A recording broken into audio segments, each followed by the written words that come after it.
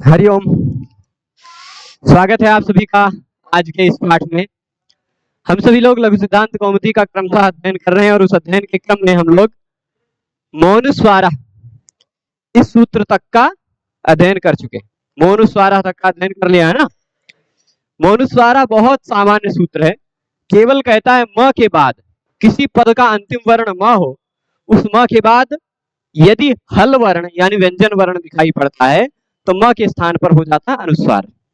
यदि म के बाद हल के सिवाय कुछ दूसरा है तो मौनुस्वारा नियम नहीं लगता। मौनुस्वारा नियम तब नहीं लगता जब व्यंजन वर्ण के सिवाय कोई दूसरा वर्ण है। यानी अगर स्वर वर्ण है म के बाद तो म वैसे का वैसा बचा रह जाएगा। म के बाद कामा लगा है, पूर्ण विराम लगा है या कुछ भी लगा है तो भी म वैसे का वैसा बचा रहेगा। म के बाद यदि व्यंजन वर्ण हल वर्ण दिखाई पड़ता है तो म के स्थान पर क्या हो जाएगा? अनुस्वार। यही सामान्य नियम मौनुस्वारा ने बताया था। ठीक है। अब मौनुस्वारा का नंबर आप देख रहे होंगे 8, 3, 23। उसी के तुरंत बाद है 8, 3, 24 नंबर का सूत्र नश्चा पदांतस्य झलि। तुरंत बाद का सूत्र है ना, नश्चा पदांतस्य झलि। ऊपर का सूत्र क्या कहा था? ऊपर के सूत्र में आप देखिए, मैं लेखनी जी को शुरू कर लेता हूं और फिर लिखता हूं। मौनुस्वारा और नश्चा पदांतस्य झलि आप तात्पर्य समझिएगा। ये कह रहा था मह अनुस्वारा, ठीक। वो क्या कह रहा, ये सूत्र क्या कह रहा था? मह अनुस्वारा, ठीक। ये कह रहा है नह च। ये क्या कह रहा है? नह च। नश्च मतलब न का, न के स्थान पर भी। तो नह च कह दिया, च से म का भी ग्रहण होगा। ऊपर अगर च नहीं कहा होता, केवल न कहा होता तो केवल न का ही ग्रहण होता, पर न के स्थान पर भी, नह च का मतलब क्या होगा? न के स्थान पर भी अनुस्वार हो जाता है, यानी म के स्थान पर भी हो जाता है। आप कहेंगे म के स्थान पर तो मौनुस्वारा से ही हो रहा था, इससे करने की क्या जरूरत है? तो मौनुस्वारा वह पदांत को कर रहा था। यह नश्च अपदांतस्य, अपदांतस्य नकारांत हो, नकारांत हो और अपदांत हो, न अंत में ना हो, अंत में ना होना, ठीक। न या म अपदांत हो तो अपदांत उसके तुरंत बाद क्या होना चाहिए? झल। उसके बाद होना चाहिए झल। न म या न हो, उसके तुरंत बाद हो झल, तो म और न के स्थान पर भी अनुस्वार हो जाया करता है। म के स्थान पर दोनों परिस्थितियों में अनुस्वार होगा। म पद का अंतिम वर्ण हो तो भी अनुस्वार होगा, पर तुरंत बाद में हल होना चाहिए। म यदि पद का अंतिम वर्ण नहीं है, म यदि पद का अंतिम वर्ण नहीं है तो भी उसके स्थान पर अनुस्वार हो जाएगा। अंतिम वर्ण नहीं तो भी उसके स्थान पर अनुस्वार हो जाएगा, पर कब? उसके तुरंत बाद झल होना चाहिए। ऊपर में हल की बात चल रही थी, यहां झल की बात चल रही है, ठीक। नश्चा पदांतस्य झलि क्या कहेगा? झल पर में होगा तो ही म और न दोनों के स्थान पर अनुस्वार होगा, ठीक। झल पर में होने पर म और न दोनों के स्थान पर अनुस्वार हो जाता है। अपदांत, पदांत नहीं। नहीं तो आप पदांत में तो क्या करने लगेंगे? ऐसे है ना। अब आप बताइए,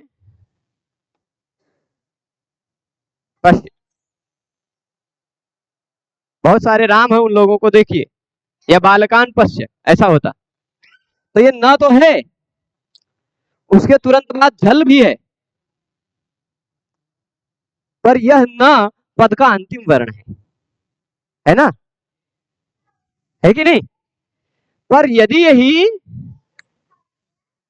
रामान पश्य ना होकर रामम पश्य होता तो, रामम पश्य, यहां म है, पद का अंतिम वर्ण है, तो मौनुस्वारा नियम लग जाएगा। तुरंत बाद में हल है तो मौनुस्वारा लग जाएगा, तो बन जाएगा रामम पश्य, बिंदी लग जाएगी। पर यदि पद ना और मां अपदांत स्थिति में हो, उसके बाद झल हो, तो भी अनुस्वार हो जाएगा। ठीक, निष्कर्ष ये, अनुस्वार करने के लिए जो दो नियम हम पढ़ रहे हैं, ध्यान दीजिएगा, अनुस्वार करने के लिए दो नियम जो पढ़ रहे हैं, एक है मोनुस्वारा, एक है नश्चापदांतस्य झलि। दोनों नियमों से केवल दो ही वर्णों के स्थान पर अनुस्वार हो रहा है, म के स्थान पर या न के स्थान पर। ठीक, म के स्थान पर होगा या तो न के स्थान पर होगा।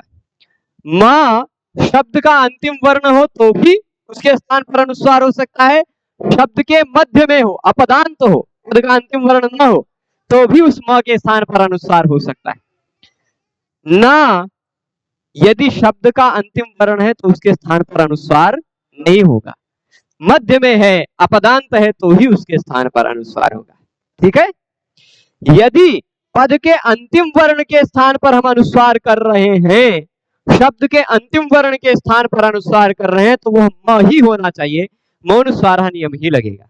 और शब्द के बीच में हम कहीं अनुस्वार कर रहे हैं तो वह म और न दोनों के स्थान पर भी हो सकता है, यह नश्चापदांतस्य झलि। पर म के स्थान पर जो शब्द के अंतिम वर्ण के स्थान पर अनुस्वार हो रहा, वह तुरंत बाद में हल वर्ण की अपेक्षा रखता है। तुरंत बाद में किसकी अपेक्षा रखता है?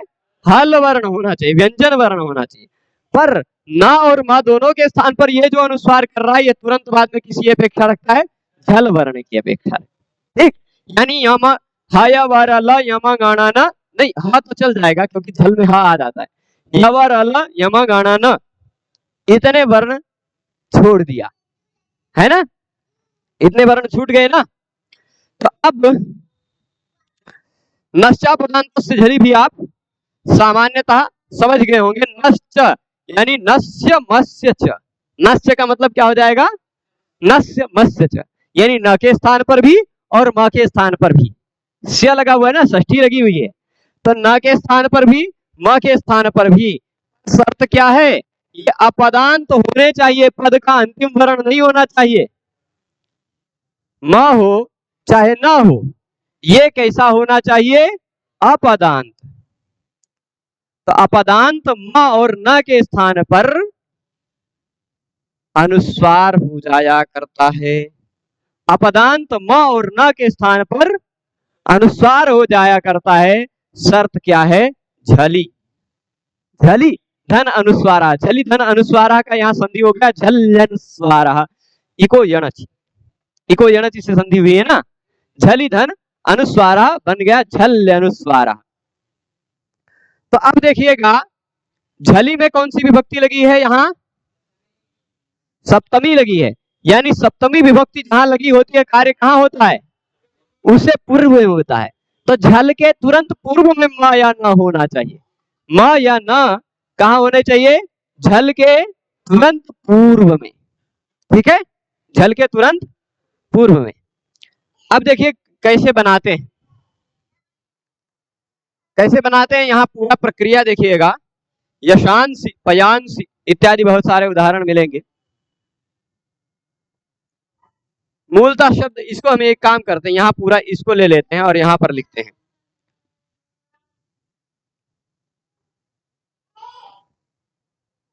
देखिए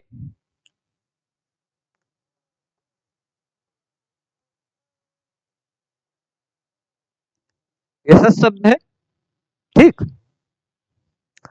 शशस कैसे हो गया? कभी कभी गड़बड़ हो जाता है, इसे पूरा मिटाना पड़ जाएगा। यशस, ठीक। और इधर उसी तरह का शब्द ले लेते हैं, मनस या पयस, ठीक,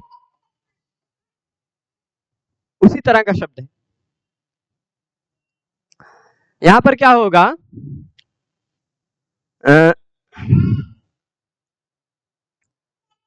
जस या शस प्रत्यय लगाएंगे। कौन सा प्रत्यय लगाएंगे? जस प्रत्यय लगाएंगे या तो शस प्रत्यय लगाएंगे, लगाएंगे ना। तो अब देखिए क्या हो जाएगा, जस जस रहेगा या शस रहेगा। मन यशस जस, मनस जस, या यशस्वस मनस्शस। जसोसी एक ऐसा नियम है, नपुंसक लिंग में नपुंसक लिंग शब्द के बाद आने वाले या जस और शस के स्थान पर शी हो जाया करता है।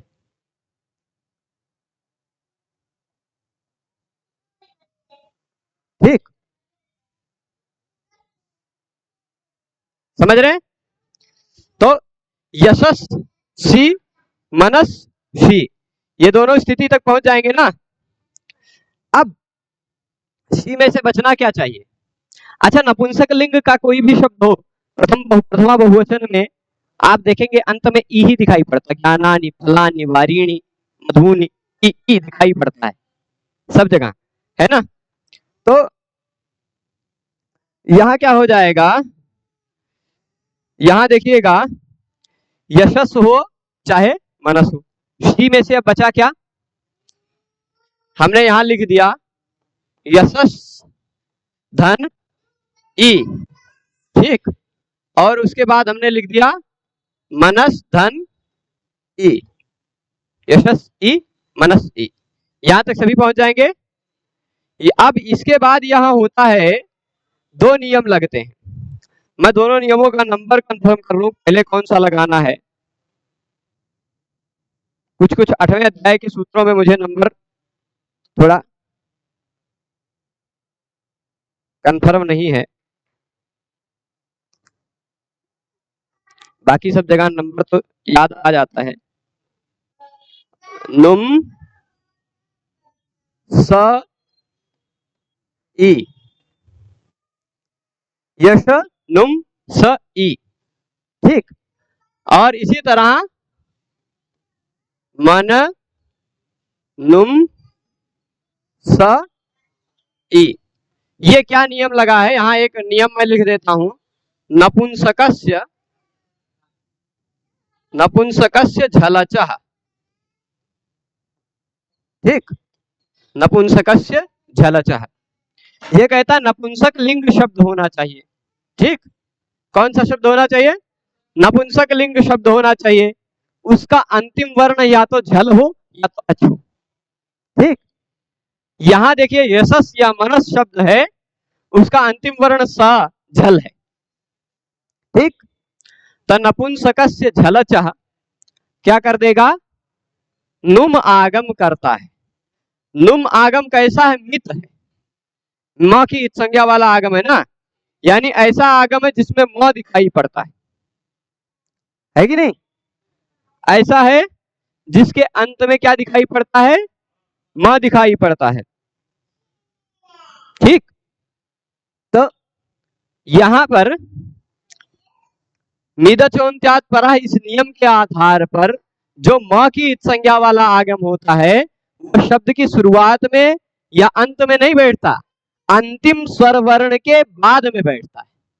तो यशस में और मनस में अंतिम स्वर वर्ण यश का आ, मनस का न के बाद वाला आ, उसी के बाद नुम आगम होगा।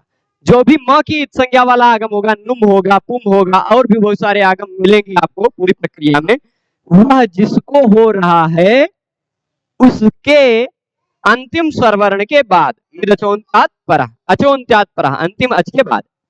तो यश में जो आ है उसके बाद नुम आ गया, मन में जो आ है उसके बाद नुम आ गया, ठीक। नुम में से आया तो नुम है, पर बचता नुम में से क्या है, केवल ना, ठीक, यसन स ई। यहां भी हम पूरा नुम मिटा के नुम में से बचा देते हैं अ, ठीक, यहां तक पहुंचेंगे। मतलब अब समझ लीजिए यहां जो न दिखाई पड़ रहा है, आप बताइए, यहां जो न दिखाई पड़ रहा है क्या वह न शब्द का अंतिम वर्ण है, नहीं ना।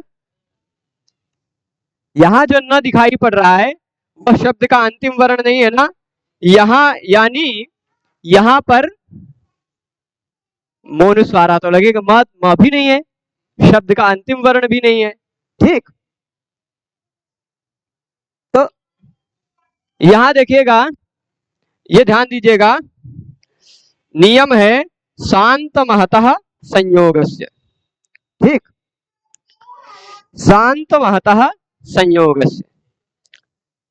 ऐसा शब्द जिसके अंत में संयोग हो पर अंतिम वर्ण स हो, ऐसा शब्द जिसमें अंतिम वर्ण स हो और संयोग हो। तो यशस जो प्रातिपदिक था उसमें अंतिम वर्ण संयोग है ना और स का, और अंतिम वर्ण स है। तो शांत महतः संयोगस्य, इस नियम से, इस संयोग से पूर्व में आने वाला जो ये है अ, वो दीर्घ हो जाएगा, यशा मना बन जाएगा। ये बहुत ज्यादा महत्वपूर्ण नहीं है, आपको निश्चा पदांतों से जल्दी समझ रहे हैं तो अभी उसके आलोक में जो काम आ रहा है वो समझना। इतना नियम लगने के बाद बन गया यशान सी मनान सी बना। अब यहां देखिए स और ई को जोड़कर हम सी लिख दें तो कोई दिक्कत नहीं ना, ठीक। यहां भी स और ई को जोड़कर हम सी लिख देते हैं, कोई आपत्ति नहीं ना, ठीक। यशान सी मनान सी। यहां जो न दिखाई पड़ रहा है यह किसी पद का अंतिम वर्ण नहीं है, और उसके बाद आपको झल दिखाई पड़ रहा है स, तो अपदांत न हो, अपदांत न हो उसके तुरंत बाद झल दिखाई पड़ता हो, यानी ऐसा न हो जो किसी शब्द का अंतिम वर्ण ना हो, ठीक। ऐसा नकार जो किसी शब्द का अंतिम वर्ण ना हो, किसी शब्द के बीच में आता हो। अब देखिए यहां तो मूलतः शब्द था यशस, तो यशांश बना है, उसी को अंतिम वर्ण तो स है, अंतिम वर्ण तो ना नहीं है, अपदांत है न, है ना, अपदांत है न, वैसे पद का अंतिम वर्ण तो स भी नहीं है, ई है, पदांत तो ई है ना तो अपदांत है, तो अपदांत न के स्थान पर अनुस्वार हो जाता है यदि उसके तुरंत बाद झल हो तो हमने क्या बना दिया, यशान सी, ठीक, यशान सी। उसी तरह क्या बना दिया हमने, मनान सी, ठीक, यशान सी और मनान सी बन जाएगा। इसको बनाने में किसी को कोई दिक्कत नहीं, मतलब आप खाली पूरी प्रक्रिया ना समझ में आए तो इतना खाली समझ लीजिए यशांश धन ई था, यशांश धन ई था, वहां पर जो न दिखाई पड़ रहा है वह न पदांत नहीं है। सर्वनाम स्थाने चा संबुद्धौ, क्या कहता है, सर्वनाम स्थान होना चाहिए, असंबुद्धि वाला सर्वनाम स्थान होना चाहिए, तो शायद वो नकारांत की ही उपधा को दीर्घ करता है, या नकारांत तो है नहीं, है ना, नकारांत है नहीं। सर्वनाम स्थाने चा संबुद्धौ, वो जो है वो नकारांत की ही उपधा को शायद दीर्घ करता है, एक बार, है ना, तो यह नकारांत है नहीं, उसकी उपधा को और उपधा को दीर्घ हो नहीं रहा है ना, तो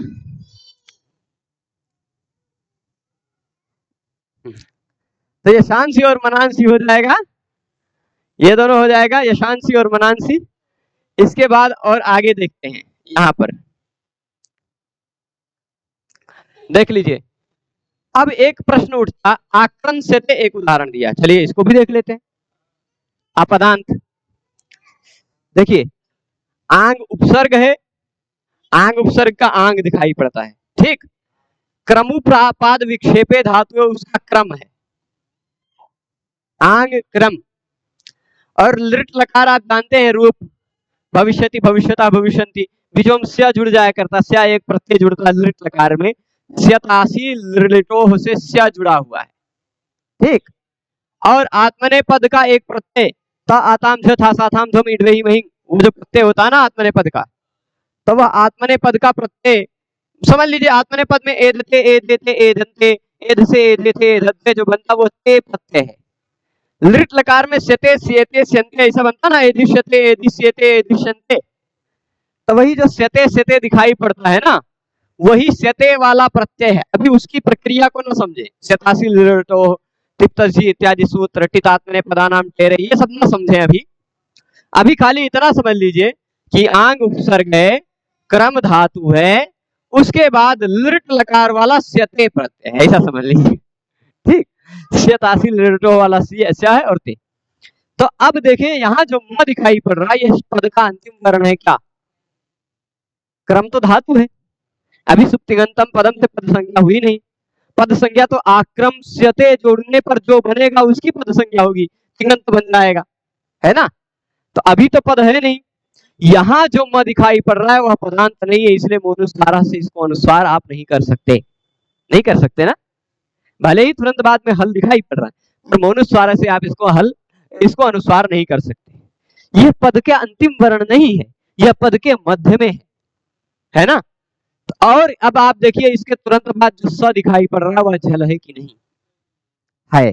तो न और म यह कोई भी हो यदि पद का अंतिम वर्ण न हो, न और म कोई भी हो यदि पद का अंतिम वर्ण वह न हो तो क्या हो जाता है, म न और क्या कहते हैं, उस म और न के स्थान पर अनुस्वार हो जाता है। तो हम म के स्थान पर क्या कर देंगे, म हटा आ गया अनुस्वार, ऐसे जोड़कर बन जाएगा, यही वाला बना लेंगे ना, आक्रम्स्यते। यह न के स्थान पर अनुस्वार हुआ उसका उदाहरण दे दिया, ये म के स्थान पर अनुस्वार हुआ उसका उदाहरण दे दिया। ठीक है, दोनों उदाहरण हो गया। अभी ऐसा ही उदाहरण दे रहे हैं जिसमें यह प्रत्याहार का वर्ण न हो, क्योंकि यह प्रत्याहार का वर्ण रहेगा तो अगला सूत्र लग जाएगा, ये अनुस्वारस्य यही परसवर्णः। अब अनुस्वार करना जान गए ना आप, अनुस्वार करना। अनुस्वार कब होगा, म और न यदि अपदांत हो उसके बाद झल हो, और म यदि पदांत हो उसके बाद हल हो। दो ही परिस्थितियों में तो अनुस्वार होगा, म और न को ही तो अनुस्वार होगा। पदांत स्थिति में केवल म के स्थान पर अनुस्वार होगा, अपदांत यानी शब्द का अंतिम वर्ण न हो, शब्द के बीच में हो तो म और न दोनों के स्थान पर अनुस्वार होगा। ठीक है ना, दोनों स्थिति समझ रहे हैं। तो जो अनुस्वार होगा वह अनुस्वार चाहे वह यशांसी का हो चाहे आक्रम्स्यते का हो, उस अनुस्वार के स्थान पर भी कभी कभी कुछ कुछ हो सकता है। वह क्या हो सकता है, वो आप इस अनुस्वारस्य यही परसवर्णः सूत्र में समझेंगे। ठीक, ये तो इन दोनों में कोई आपत्ति नहीं ना, मोनुस्वारः और नश्चा पदांतस्य झलि, इनमें दोनों में कोई दिक्कत नहीं ना। मोनुस्वारा कहता म को अनुस्वार कर दो, नश्चा पदांतस्य झलि कहता म और न दोनों को अनुस्वार कर दो। मोनुस्वारा कहता यदि तुरंत बाद में व्यंजन होगा तो होगा, नश्चा पदांतस्य झलि कहता अपदांत होना चाहिए, तुरंत बाद में झल होना चाहिए, इतनी अंतर। ठीक है, तो अब आ जाइए अनुस्वारस्य यही परसवर्णः पर। अनुस्वारस्य यही परसवर्णः, अनुस्वारस्य में कौन सी विभक्ति लगी है, षष्ठी लगी है ना, यानी अनुस्वार, इसका मतलब क्या लेंगे आप, अनुस्वार के स्थान पर जहां भी षष्ठी लगी हो वहां अर्थ ऐसे लेना है आपको। ठीक, क्या अर्थ ले लेंगे आप, अनुस्वारस्य स्थाने, अनुस्वारस्य स्थाने, अनुस्वार के स्थान पर। ठीक, यही तो अर्थ लेंगे। अनुस्वार से का मतलब क्या लेंगे, अनुस्वार के स्थान पर। फिर क्या होगा, यही, यही, यही क्या है, यह शब्द का सप्तमी एकवचन का रूप है। ठीक, तो यही में मतलब क्या, कौन सा, यदि वह अनुस्वार यय से तुरंत पूर्व में हो, है ना, सप्तमी जहां लगा हो, तस्मिन् इति निर्दिष्टे पूर्वस्य, तो यय के पूर्व में आने वाले अनुस्वार के स्थान पर सवर्ण हो जाता है। यह सूत्र से ही सूत्र का अर्थ निकल आया ना। इसीलिए वृत्ति में क्या लिखा है आपको स्पष्ट है, बताने की जरूरत नहीं है, क्योंकि आप ये अनुस्वारस्य में लिखा हुआ है, षष्ठी विभक्ति लगा है, वो जानते हैं रामस्य की तरह।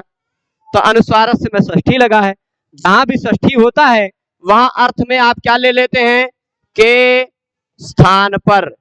ठीक, के स्थान पर, जहां सप्तमी लगा हो वहां उससे पूर्व में अर्थ ले लेते हैं। यय के पूर्व में रहने पर ऐसा अर्थ ले लेंगे। यय के पूर्व में हो यदि अनुस्वार, तो उस अनुस्वार के स्थान पर पर सवर्ण हो जाता है। यही तो अर्थ होगा। बहुत सरल है ना। तो शर्त क्या है, जैसे इकह आछि यण, इकह आछि यण, इक के पर में अच हो तो यण हो जाता था, वैसे अनुस्वार के पर में यय हो तो पर सवर्ण हो जाता है। ठीक है, उसी तरह तो अर्थ लेंगे ना। बार बार वो बातें समझे, इसलिए बहुत ज्यादा विस्तार में नहीं चल रहे हैं हम। ठीक है, सप्तमी विभक्ति का अर्थ ले लेंगे पूर्व में, यय के पूर्व में कार्य होगा। कार्य कहां पर होगा, यय के पूर्व में होगा। किसके स्थान पर होगा, अनुस्वार के स्थान पर होगा कार्य, पर सवर्ण। चलिए स्पष्टम लिख दिया, उदाहरण क्या दिया, शांत है, खाली इतना दे दिया। क्या दे दिया, सम उपसमय धातु है, यहां किसी तरह से वृद्धि इत्यादि करने पर, क्ता प्रत्यय लगाने पर पहले शाम क्ता प्रत्यय का ता बचता है। ठीक, और फिर म की जगह पे अनुस्चा पदांत से झली से आप क्या कर देते हैं, तुरंत बाद में झल है कि नहीं, तुरंत बाद में जो ता दिखाई पड़ रहा है वो झल है ना, तो म को आपने कर दिया अनुस्वार, ऐसा बन गया शांत। बना कि नहीं, नश्चा पदांत से झली। ये ध्यान दीजिएगा, अगर आपको अनुस्वार किसी शब्द के अंतिम वर्ण के रूप में दिखाई पड़ता है तो वहां पर अनुस्वार मोनुस्वारा से हुआ है, ऐसा कह सकते हैं। यदि आपको अनुस्वार कहीं बिचवा में दिखाई पड़ रहा है, ये शामसी, पयांसी, मनांसी, आक्रंसते, कहीं बीच में अनुस्वार दिखाई पड़ रहा है तो वहां अनुस्वार किससे हुआ है, नश्चा पदांतस्य झली। ठीक है, वहां जहां भी बीच में अनुस्वार दिखाई पड़ रहा है उसके तुरंत बाद आपको झल वर्ण दिखाई पड़ेगा ही, निश्चित झल वर्ण दिखाई पड़ेगा। ठीक है, स्पष्ट है। तो अब देखिए ये शांत हुआ, नश्चा पदांत से झली रख के अनुस्वार हो गया, पर अनुस्वार से यानी अनुस्वार के स्थान पर यदि तुरंत बाद में यय हो तो यय में आता है कि नहीं, आप बताइए। यय मतलब यवर अल यम गाना झभ घट झभ घट खप छठ चट खप, है ना, यानी वर्ग के सभी व्यंजन आ जाते हैं, वर्ग के तो सभी आ ही जाते हैं, यवर अल भी आ जाता है। ठीक है, वर्ग के सभी व्यंजन और यवर अल, यह है यय। ठीक ठीक, तो क्या हो जाएगा, ये यहां कर पर क्या पहुंचे, अनुस्वार है, अनुस्वार के तुरंत बाद है यय, यय में ता आता ना, चट कप, ता दिखाई पड़ रहा है, कपड़े तक जाता है, तो अनुस्वार के बाद यय है तो अनुस्वार के स्थान पर सवर्ण हो जाएगा। पर वर्ण कौन सा है, पर वर्ण ता है कि नहीं, पर वर्ण क्या है, ता, ता का सवर्ण क्या हो जाएगा, ता का सवर्ण क्या हो जाएगा, अब ता के सवर्ण आप देख लीजिए, ता है, था है, द है, ध है और ना है ना। तो अब उच्चारण स्थान की दृष्टि पर देखेंगे, पहले आदेश हो रहा है स्थान पर ना, किसी के भी स्थान पर यदि आदेश होता है, अब अनुस्वार के स्थान पर आदेश हो रहा है, पर सवर्ण आदेश हो रहा है, तथा दधना में से कोई होगा तो जो होगा वह सदृशतम होगा, ऐसा स्थानेंतरतम ने कहा था कि स्थान पर जो आदेश हो रहा है वह समानतम होना चाहिए, समानता मिलनी चाहिए ना, उसमें मिलनी चाहिए।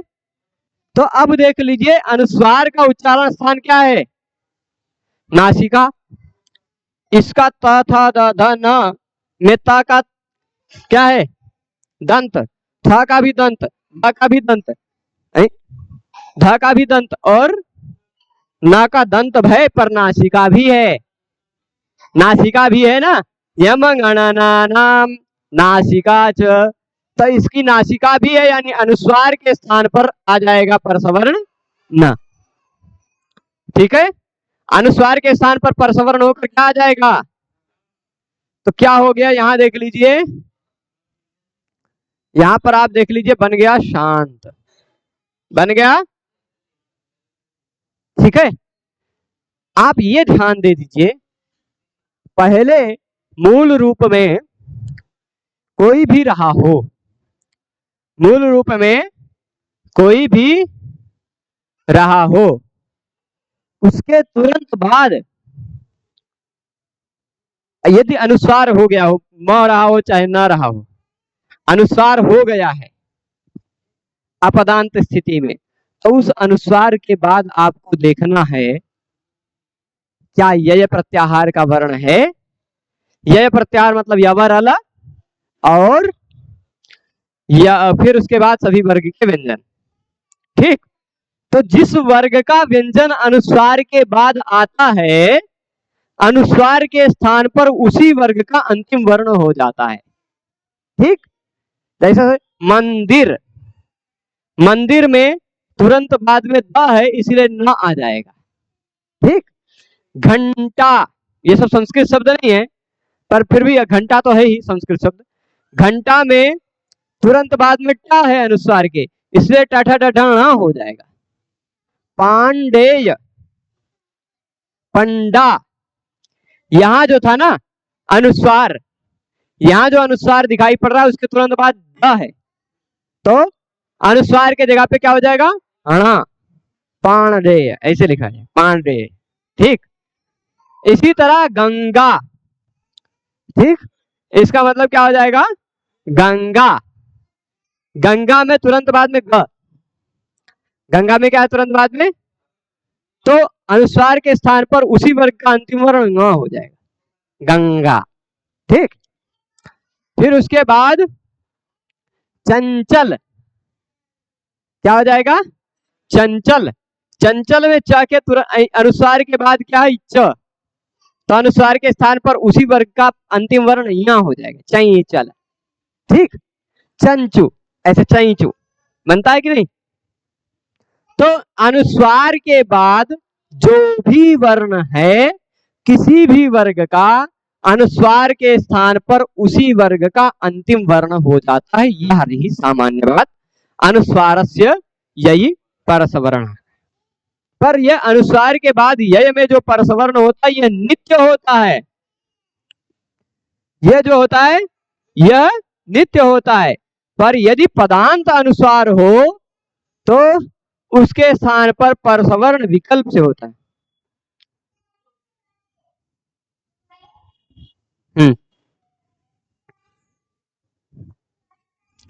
तो अनुस्वार क्या हो जाएगा, विकल्प से परसवर्ण होगा, विकल्प से क्या होगा, परसवर्ण। वह कौन सा नियम कहेगा, वा पदांत से। नहीं, नास्ति। तो अब देखिएगा अनुस्वार से यही परसवर्ण जो नियम कह रहा है, देखिए ये नंबर, नंबर ध्यान से देखिए, और उसी के तुरंत बाद ये है 8×4=58, यह 8×4=59, यानी ये वाला सूत्र पिछले सूत्र से संबद्ध है। ठीक, तो यहां पूरे के पूरे सूत्र की अनुवृत्ति आ जाएगी, वा पदांतस्य अनुस्वारस्य, ठीक, वा पदांतस्य अनुस्वारस्य यही परसवर्णः, ये पूरा सूत्र हो जाएगा। ठीक, समझ रहे, पद का अंतिम वर्ण यदि अनुस्वार आ रहा है, क्या किसी शब्द का अंतिम वर्ण अनुस्वार आ रहा है, अब शब्द का अंतिम वर्ण अनुस्वार किस सूत्र से हुआ होगा, शब्द के अंतिम वर्ण के रूप में जो अनुस्वार आया होगा वह अनुस्वार किस सूत्र से आया होगा, मौनुस्वारा से ही आया होगा, नष्टा पदांतस्य से तो आएगा नहीं। अनुस्वार करने के लिए तो ये नियम है, मौनुस्वारा और नष्टा पदांतस्य जली है ना, तो पदांत अनुस्वार जो होगा वो मौनुस्वारा से ही आया होगा। तो मौनुस निष्कर्ष यह है, मौनुस्वारा से जो अनुस्वार हुआ है, म के स्थान पर जो अनुस्वार हो गया है, यदि उस अनुस्वार के बाद, यदि उस अनुस्वार के बाद यय आ रहा हो तो परसवर्ण हो जाता है, पर वा विकल्प से होगा। निष्कर्ष अब पूरा समझ लीजिए, अनुस्वार प्रकरण का पूरा निष्कर्ष। इसको मैं यहां से इधर से समझाता हूं,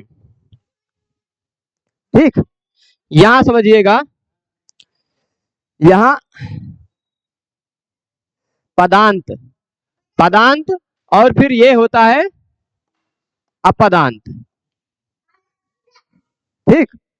पद का अंतिम वर्ण और पद का अंतिम वर्ण न हो, ठीक।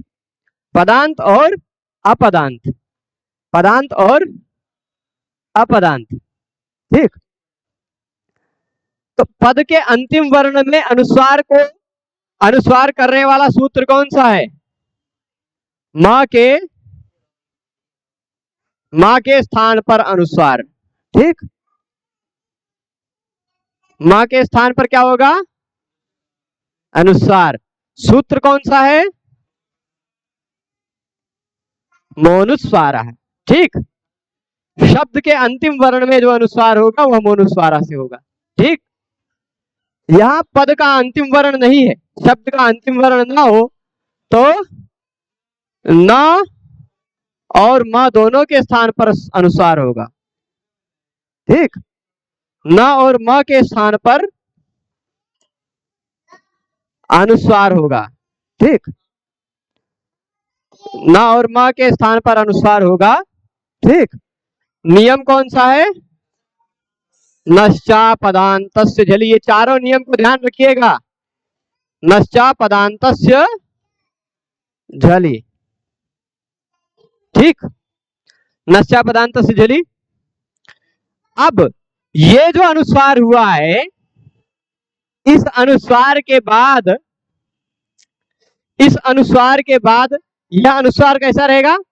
पदांत। यहां पर यय परे रहने पर तुरंत बाद में यह प्रत्याहार का वर्ण हो तो विकल्प से परसवर्ण होगा, ठीक। कैसे होगा?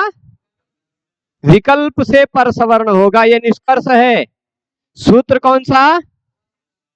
सूत्र है वा पदांतस्य, क्योंकि पदांत का अनुस्वार इसी नियम से हुआ था। तो जहां मोनुस्वारा से अनुस्वार हुआ है उसके बाद अगर यह दिखाई पड़ जाए, यह मतलब किसी वर्ग का कोई भी व्यंजन या यावर अला दिखाई पड़ जाए, 25, 4, 29 अक्षर दिखाई पड़ जाए व्यंजनों में, यह में सह को छोड़कर कोई भी व्यंजन, ठीक। यह मतलब सह को छोड़कर कोई भी व्यंजन आ जाएगा ना। तो अब इसके बाद यहां क्या होगा? यह परे रहने पर, यहां विकल्प से हो रहा था, यहां नित्य ही, ठीक। नित्य पर सवर्ण हो जाएगा, पर वर्ण का सवर्ण वर्ण, ठीक। पर वर्ण जो है उसी का सवर्ण आ जाएगा, ठीक। यहां कौन सा नियम लगा? अनुस्वार से यही पर सवर्ण, ठीक। तो निष्कर्ष आप समझ गए कि जहां नश्चा पदान्तस्य झलि से अनुस्वार हुआ है वहां उसको परसवर्ण करने के लिए आप अनुस्वार से यही परसवर्ण लगाएंगे। जहां पर मौनुस्वारा से अनुस्वार हुआ है वहां आप परसवर्ण करने के लिए, मौनुस्वारा से जहां अनुस्वार हुआ वहां परसवर्ण करने के लिए वा पदान्तस्य नियम लगाएंगे। जैसे अब उदाहरण देखते हैं। इसका तो आपने ये शांत वो गंगा इत्यादि बहुत सारे उदाहरण देख लिए बीच में आने वाले, पर अब जैसे देख लीजिए उदाहरण है त्वम करोषि, ठीक। त्वम करोषि ऐसा था। अब बताइए मोनुस्वारा लगेगा कि नहीं? मोनुस्वारा लगेगा। अब देखिए क्या बन जाएगा? तम करोषि हो गया मोनुस्वार। पद का अंतिम वर्ण म हो तो उसको अनुस्वार हो जाता। अब यहां पदांत अनुस्वार है कि नहीं? पदांत अनुस्वार है, उसके तुरंत बाद ये दिखाई पड़ रहा है।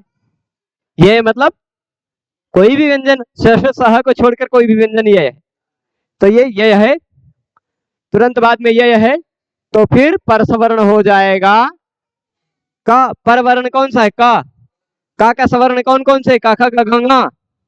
का के सवर्ण यही तो है, का खा गा घ ङ। इन्हीं में से कोई एक आ जाएगा, इन्हीं में से तो कोई एक आएगा। तो यहाँ क्या आएगा? ङ आएगा। क्यों? क्योंकि अनुस्वार का भी उच्चारण स्थान नासिका और का खा गा घ ङ में से केवल का ही उच्चारण स्थान नासिका। तो यहाँ क्या हो जाएगा? ऐसा बन जाएगा तंग, और ऐसे जोड़ लीजिए तंग करोषि। ठीक, इसी तरह अहम करोमि होता तो अहं करोमि। ठीक, अहम करोमि, अहं करोमि। अब एक बात और, बहुत सारे लोग कंफ्यूज होते हैं इसमें। अब क्या हुआ? यह जो अनुस्वार को प्रसवर्ण हुआ, यह विकल्प से हुआ, यानी विकल्प से हुआ। जब प्रसवर्ण होगा तो ऐसा बनेगा, जब प्रसवर्ण नहीं होगा तो ये वाला भी सही। ठीक, सही है ना? दोनों रूप बनेगा। पर यदि पद का अंतिम वर्ण नहीं होता तो खाली एक तरह वाला प्रसवर्ण वाला ही बनता है ना, जैसे गंगा इत्यादियों में। अब आप बताइए, ये एक उदाहरण दे रहा हूं, ये शब्द सही लिखा है क्या? सही लिखा है क्या? है? अब ये बताइए, ये वाला सही है कि ये वाला सही है? कैसे? क्या ये पदांत है?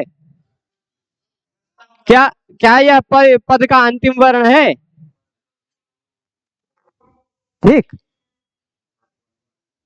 देखिए देखिए क्या होगा, पद का अंतिम वर्ण जब हो, ध्यान दीजिएगा, यहां मैं इसीलिए बताना चाह रहा हूं, यहां क्या है? सम उपसर्ग है और कल्प धातु से खई प्रत्यय या अच प्रत्यय लगाकर बना लिया गया है। ठीक, अब म के स्थान पर अनुस्वार किस सूत्र से करेंगे आप? पहले ये बताइए। ये पद का अंतिम वर्ण है कि नहीं है? किसको किसको लगता है कि ये पद का अंतिम वर्ण है? देखिए, उपसर्ग भी स्वतंत्र रूप से पद है, उपसर्ग भी स्वतंत्र रूप से पद है। ये पहले थे निपात, अव्यय हैं, अव्यय होने के कारण इनके बाद लगने वाली विभक्तियां लुप्त हो गई है ना, स्वतंत्र रूप से पद है। तो इसलिए यहां जो म दिखाई पड़ रहा है, यह पद का अंतिम वर्ण है, ये ध्यान दीजिएगा। ये एक विशेष उदाहरण है, आपको लगेगा कि बिचवा में आ रहा है, पर यह बिचवा में नहीं, यह एक स्वतंत्र पद है, इसलिए मोनुस्वारा से यहाँ अनुस्वार होगा और वा पदांत से दोनों रूप सही होगा, विकल्प प्रसवर्ण होगा। जहां उपसर्ग इत्यादि है या कोई छोटा सा पद है, वहां पर ऐसा लगे चलेगा। ठीक, ये एक बात विशेष ध्यान रखिएगा। क्यों? क्योंकि सम इत्यादि भी स्वयं एक पद है, अव्यय होने के कारण। ठीक है, स्पष्ट है? अब इसके बाद अनुस्वार से यही प्रसवर्ण भी समझ गए, और वा पदांत से भी आप समझ गए होंगे। यहाँ देख लीजिए, त्वं करोषि और तुम करोषि, दोनों तरह का रूप बना लेंगे। अहं करोमि, अहम करोमि, दोनों बना लेंगे। ठीक, फिर इसके बाद ऐसे बहुत सारे उदाहरण मिलेंगे आपको, जहां शब्द के अंतिम वर्ण में अनुस्वार हो, उसके तुरंत बहुत सारे मिलेंगे भाई। यही जैसे देख लीजिए, शशांक में तो पद के मध्य में है। मैं आप देखो उदाहरण देता हूं, यही लिखा हुआ उदाहरण कोई दे देते हैं। ठीक है, आगे संवार में तो अनुस्वार है ही, हम अनुस्वार से वा पदांत से का उदाहरण यही कहीं लिखा हुआ देना चाह रहे हैं कि यही कहीं लिखा हुआ उदाहरण आपको मिल जाए, कोई दिक्कत नहीं। बहुत सारे देखिए, यत पदम और तस्मात। यत पदम में पद का अंतिम वर्ण अनुस्वार है, तदंतम में पद का अंतिम वर्ण अनुस्वार है, वह पदांत से यहां भी लग सकता है, तुरंत बाद में यह है। यहां भी लग सकता है, तुरंत बाद में ही है। ठीक है, तो यत पदंत तदंत से न भी हो सकता है क्योंकि तुरंत बाद में ता है। ऐसे उदाहरण मिल जाएंगे। ठीक है, अब इसके बाद वाला जो प्रकरण शुरू हो रहा है, मो राज समह क्वौ, मो राज समह क्वौ, ये इसको क्या हो रहा है, मो राज समह क्वौ जो नियम है ना, इस नियम को समझने के लिए बहुत लंबी चौड़ी प्रक्रिया बतानी पड़ेगी। सम धन राज धन क्विप, फिर सम धन राज, फिर सम्राट बनाया जाएगा। अब इस माँ को क्या किया जाएगा, माँ को म ही रहेगा, वो सही माँ के स्थान पे म ही रह जाएगा, अनुस्वार नहीं हो पाएगा। ये सारी बातें उसी अनुस्वार से, यही प्रसवर्ण अनुस्वार वाले प्रकरण का थोड़ा सा अपवाद है, इसको कल कल वाले नियम में व्याख्यान में देख लेंगे। ठीक है, आज यही रोकते हैं। सभी लोग जुड़े रहे उसके लिए सभी को बहुत बहुत धन्यवाद। नमो नमः।